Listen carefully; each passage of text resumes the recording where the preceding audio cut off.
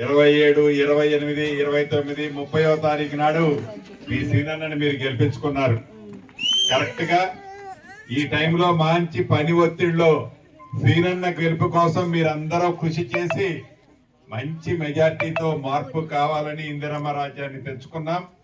ఈ ఇందిరమ్మ రాజ్యంలో మీ సీనన్న మీ దీవెనలతో మీ కష్ట ఫలితంగా ఒక 70 లక్షల రూపాయల సిమెంట్ రోడ్లు ఇచ్చిన, రాబోయే రోజుల్లో మీకు అవసరమైన ఇందిరమ్మ ఇళ్లు ఇచ్చిన, గౌరవ ముఖ్యమంత్రి రేవంత్ రెడ్డి గారి నాయకత్వంలో రైతన్నులకు ఇవాళ 500 రూపాయలు క్వింటాల్కి సన్న వడ్లకి బోనస్ ఇచ్చిన, 2 లక్షల రూపాయల వరకు రుణమాఫీ ఇచ్చిన, ఈ కార్యక్రమాలన్నీ చేశాము చేస్తున్నాము అంటే దానికి కారణం మీరిచ్చిన దీవెనలు, మీరిచ్చిన ఆశీస్సులతోనే ఇవన్నీ జరుగుతున్నాయి.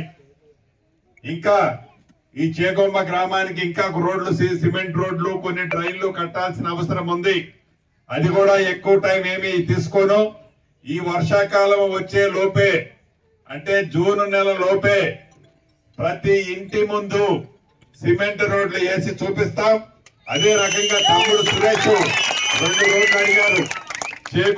మీ జీవనంలో మీ ప్రేమ, మీ అభిమానము, మీ ఆశీస్సులు ఎలా అయితే గతంలో ఉన్నాయో భవిష్యత్తులో కూడా మీ ప్రేమ అనురాగాలు ఉండే విధంగా ఇందిరమ్మ రాజ్యంలోని ఈ ప్రభుత్వం అదే దిశలో పనిచేస్తుంది.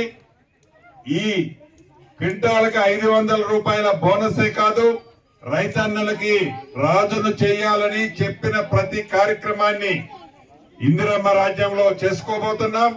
ఎవరు ఏమనుకున్నా ఇందిరమ్మ రాజ్యం అంటేనే పేదోడి రాజ్యం, ఇందిరమ్మ రాజ్యం అంటేనే ఇందిరమ్మ ఇళ్ళిచ్చే రాజ్యం, ఇందిరమ్మ రాజ్యం అంటేనే ప్రతి ఒక్కరిని హక్కును చేర్చుకునే రాజ్యం.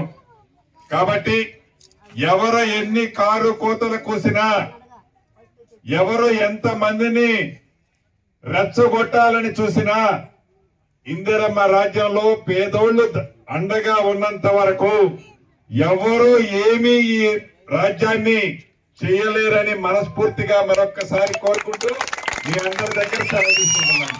Thank you.